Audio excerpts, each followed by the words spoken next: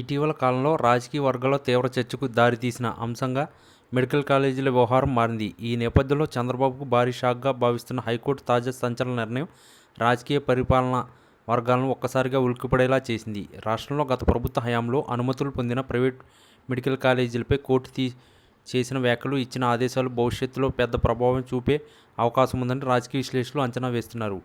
చంద్రబాబు నాయుడు ముఖ్యమంత్రిగా ఉన్న సమయంలో మెడికల్ విద్యా విస్తీర్ణకు పెద్దపీట వేసినట్లు అప్పట్లో ప్రభుత్వం ప్రకటించింది. వైద్య విద్యను ప్రోత్సహించడం, ప్రైవేట్ పెట్టుబడులను ఆకర్షించడం ద్వారా రాష్ట్రాన్ని మెడికల్ హబ్గా మార్చాలన్న లక్ష్యంతో అనేక కాలేజీలు అనుమతులు ఇచ్చినట్లు అధికారికంగా చెప్పుకొచ్చారు.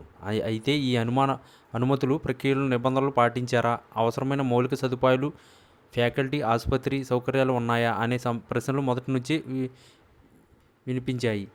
తాజాగా హైకోర్టు చేసిన వ్యాఖ్యలు ఈ అనుమానాలకు మరింత బలం చేకూర్చినట్లుగా కనిపిస్తుంది.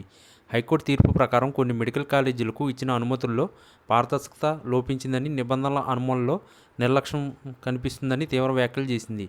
అవసరమైన ప్రమాణాలు పూర్తి కాకపోయినా అనుమతులు ఎలా ఇచ్చారన్న అంశంపై పూర్తి వివరాలతో నివేదిక ఇవ్వాలని ఆదేశించడమే కాకుండా భవిష్యత్తులో ఎట్లాంటి తప్పిదాలు పునరావృతం కాకుండా కఠిన చర్యలు తీసుకోవాలని స్పష్టం చేసింది. ఈ నిర్ణయం చంద్రబాబు రాజకీయ భవిష్యత్తుకు దెబ్బగా మారే అవకాశం ఉందని ప్రత్యర్థి వర్గాలు ప్రచారం మొదలుపెట్టాయి.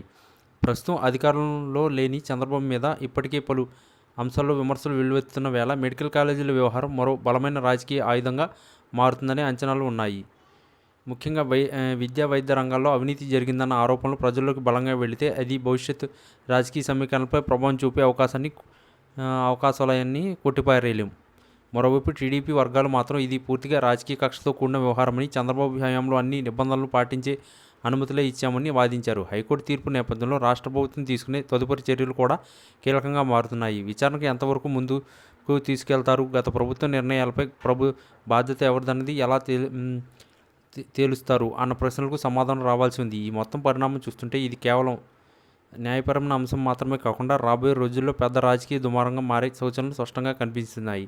చంద్రబాబుకు ఇది తాత్కాలికంగా షాక్గా మిగులుతుందా, లేక దీర్ఘకాలిక రాజకీయ ప్రభావం చూపుతుందా అన్నది కాలమే తేలాల్సి ఉంది.